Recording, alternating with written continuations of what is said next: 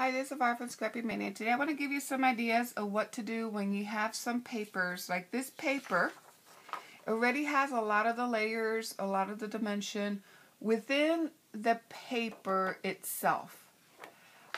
It's flat, and sometimes you want to give it a little more interest by creating three-dimensional embellishments, and in order to make it look less one-dimensional. So the best way to do it is usually these paper pad, or if you buy in single papers. Now this came with the Heirloom out paper pad from Die Cut with a View. But if you are buying single pages, then usually I buy two of the same. So when I see one that has a lot of layers, I buy two, sometimes three, depending on what I want to do with it. So I buy two. So this one came with two pages of the same motif. So I took this piece down here and I cut it out, and then I cut out a butterfly. So this is actually a stamped butterfly because I wanted to give it. I wanted to use this, but I did not want to cut out the butterfly from within the paper because I didn't have three of the same. I only had two.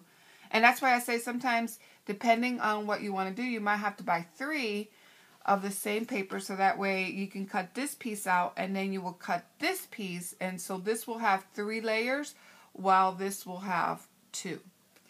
So I cut the piece out and then I put a lot of foam adhesive. I also added some of my my cherry blossoms. And if you want to learn how to create these cherry blossoms, click on the link below here, and I'll take you to the tutorial and I'll show you how to create this cherry blossom. And actually they're like flower sprays that I made using wired and some floral tape and some beads. Okay, so then what you do is you cut the second page, you cut that strip out, you put some foam adhesive, and then you're going to place that there. And that already gives it some dimension. Then you take the butterfly and you cut that out, and then you're going to place that here. And then I'm going to give it a little more dimension by putting a frame. So I'm going to take this frame. I'm going to, actually before I put the frame, I'm going to take some layers and I'm going to put that there. Okay. I'm going to take my frame and I'm going to put that there. Make sure the butterfly is on top of my frame. And then I'm going to put a doily there. One of my clay pieces. I created that with clay. And then I might even put this here just to give it a little more interest here. So that will be the final layout.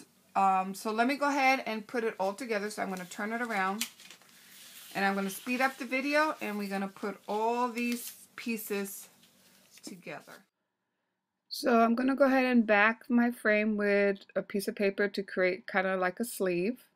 So I can slip my photo later on inside the frame. And then I'm just going to distress the edges with Vintage Photo Distressing Ink. But you can use any kind of brown ink for this technique. Just making sure that I did not glue all the sides down. I just wanted to make sure that I was able to place a picture in there. So now I was planning to put that paper on the left, but I decided that I wanted to be able to read first class, that statement underneath the butterfly, so that's why I moved it over. And I also inked that. The next thing I kind of do, because all these papers are kind of thin. I love that paper pad by Die Cut with a View called Heirloom, but the only thing, they're all thin paper, so I've been backing them up with regular cardstock, so that way I can make sure that it maintain its shape once I put it inside my photo album. So here I'm just placing that doily, and I decided to use that strip of like a measuring tape strip that came with the paper pad. And now I'm ready to place my main embellishment, which is that strip of that has a butterfly and says beautiful. And it also has my flower spray.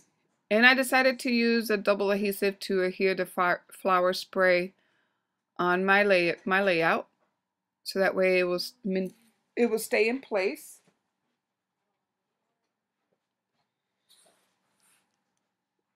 So it takes a little bit to take all the backing on my foam tape.